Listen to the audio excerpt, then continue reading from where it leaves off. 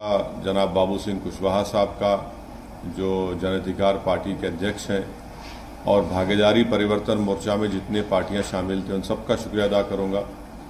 और फैसला जो भी नतीजा आया है, हमारी कोशिशें मेहनतें बड़ी थी मगर वो फैसला जैसा हम चाह रहे थे नहीं आया। मगर हम दोबारा मेहनत करेंगे, दोबारा और हमारी जो कमज़ोरियां हैं उसको दूर करेंगे।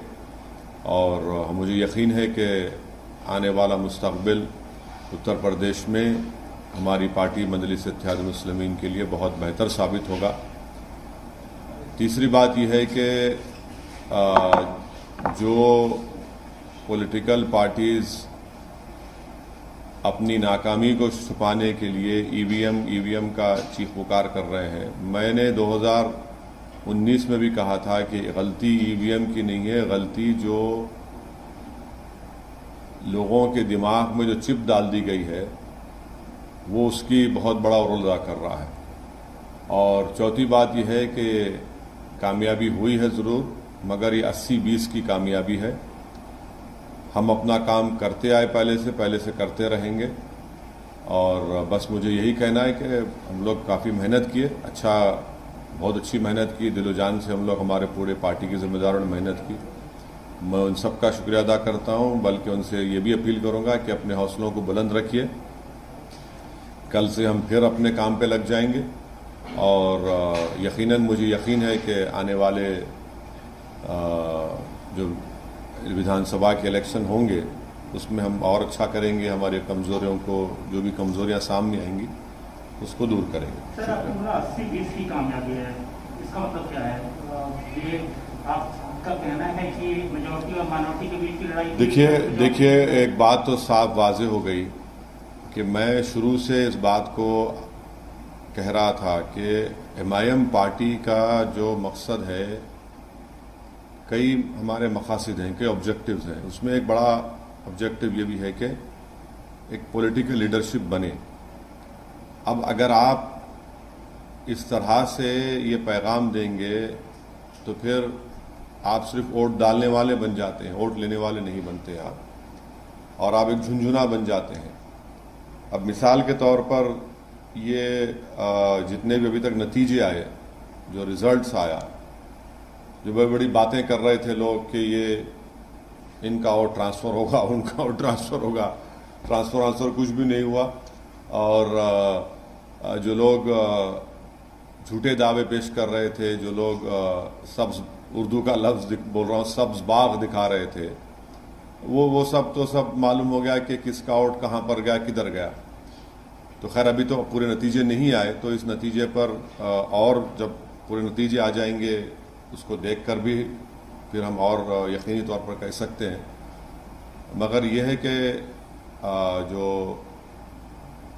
उत्तर प्रदेश के अल्पसंख्यक समाज के माइनॉरिटीज़ हैं, उनको सिर्फ वोट बैंक की तरह इस्तेमाल किया गया।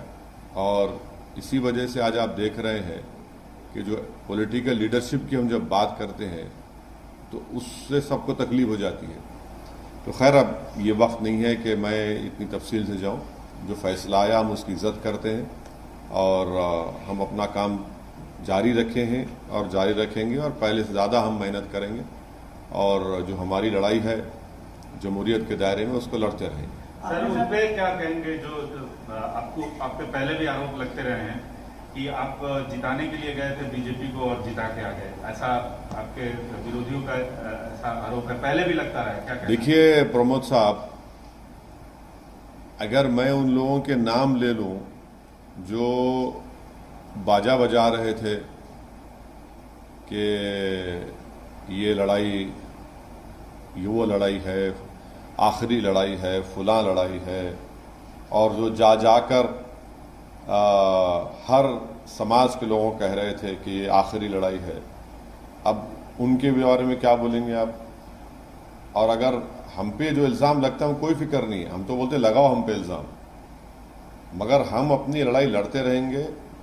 आप देखेंगे गुजरात में भी इलेक्शन लड़ेंगे, राजस्थान में भी लड़ेंगे, और इस साल आखिर में दिसंबर में उत्तर प्रदेश में लोकल बॉडी के इलेक्शन होंगे, हम फिर अच्छी तैयारी से लड़ेंगे। हमारा काम हम करते रहेंगे। मगर उत्तराखंड में क्यों जीत गई बीजेपी, गोवा क्यों जीत गई, मणिपुर क्यों जीत गई, तो इससे कोई ताल्लुक ही नहीं है। देखिए हमारी लड़ाई पॉलिटिकल लीडरशिप की लड़ाई है, पॉलिटिकल लीडरशिप को क्रिएट करना है। अब उत्तर प्रदेश की खास तौर से जनता को, गरीब को, दलित को, अल्पसंख्यक समाज को समझ में आ जाएगा कि इनको सिर्फ इस्तेमाल किया गया था। भाई आप जो दावे कर रहे थे, जो भीड़ दिखा रहे थे, जो बातें हो रही थी, जो ख्वाब में भी मुख्यमंत्री बन गए थे, उसका जिम्मेदार मैं तो नहीं हो सकता हूं ना। सर, आप बोले कि वोट बैंक की तरह इस्तेमाल किया जाता है, खास तौर से माइनॉरिटी को, और आप अपनी जो स्पीचेज में बार बार इस बात की अपील कर रहे हैं। मैं अपनी स्पीचेस का हवाला, अच्छा किया आपने ये सवाल किया। मैंने तो अपनी स्पीच में कहा कि समाजवादी अलायंस बीजेपी को नहीं हरा सकता, तो उस वक्त भी लोग बड़े नाराज हुए। ऑन रिकॉर्ड मेरे स्पीचेस आप देखिए, यूट्यूब पे हैं। मैं तो बात कह रहा हूं, कह चुका हूं, बात कह चुका हूं।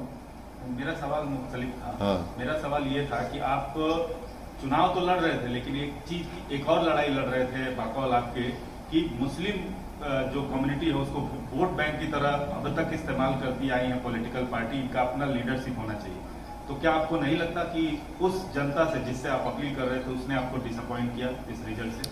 नहीं, देखिए मैं उनके फैसले की इज्जत करता हूं, एहतराम करता हूं। वो उनका इख्तियार है किसी को वोट देना दें, मगर अब दोबारा तो हम उम्मीद करेंगे कि दोबारा तो उनको ठगा नहीं जाएगा ना।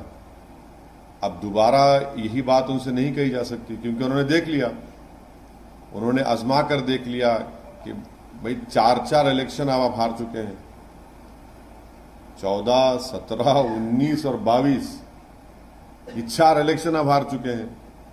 तो अब हम उम्मीद करते हैं कि वो अपना, उनका ही फैसला है, मगर वो अब की बार जब आइंदा पार्लियामेंट के इलेक्शन होंगे उत्तर प्रदेश में या म्यूनसिपल इलेक्शन होंगे, वो हमारी इस बात पे गौर करेंगे। हमको मालूम है कि हमारी बहुत सी बातों को लोग उस पर गौर किए, मगर एक जो चलाया गया था प्रोग्राम पूरा, वो प्रोग्राम तो नाकाम साबित हो गया। सर, यूपी में पहले कहा जाता था कि एमवाई समीकरण चलता है मुस्लिम यादव, लेकिन इस बार ये कहा गया है कि एमवाई समीकरण चला है, वो भी महिला और योजनाएं। कोई नहीं, सुनिए,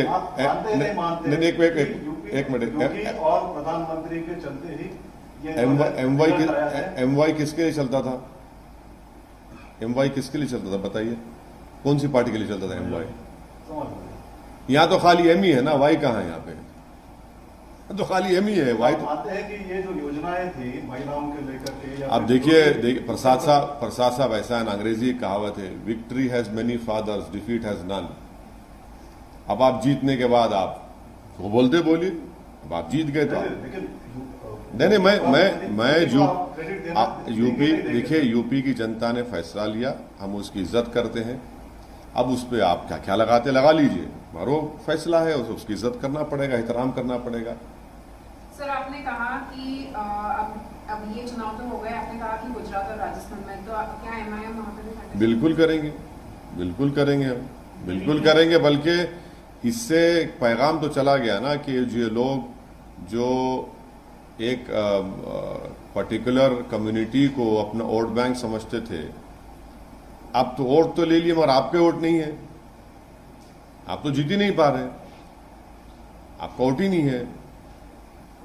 वो जो क्या लफ्ज इस्तेमाल किया था कि रेनबो, हाँ नहीं, जो हिंदी का लफ्ज इस्तेमाल हुआ था उसमें वो तो सब हाथ को आ गया ना, वो तो बिल्कुल ही नाकाम साबित हुए। बहुरंगी गठबंधन, ये कहां से बहुरंगी था भाई? उसमें तो खाली एक ही रंग था। रेनबो कोalition कहा आपने कि ये कम्युनिटी का वोट, वो कम्युनिटी का वोट, ये ट्रांसफर हो गया, वो हो गया। अब आप बताइए कि लखीमपुर खीरी में बीजेपी पूरी जीत जाती है। इसलिए हम कह रहे हैं कि 80-20 का मामला हो गया, और ये 80-20 हम आपको कह रहे हैं बहुत लंबे सालों तक रहने वाला है भारत की जमहूरियत में। तो आपको लगता है विकास के मुद्दे पे नहीं, अब वो अभी ये प्रेस कॉन्फ्रेंस ये मौका नहीं है, ना वक्त है कि मैं इतना उसमें सब्सटेंशिएट करूं, मगर मैं इतना जरूर कहूंगा कि 80-20 का ये माहौल बहुत लंबे सालों तक रहने वाला है। ये समझने की जरूरत है सबको। क्या कि आप वेस्ट बंगाल गए, वहां भी जो मुस्लिम कम्युनिटी का भरोसा नहीं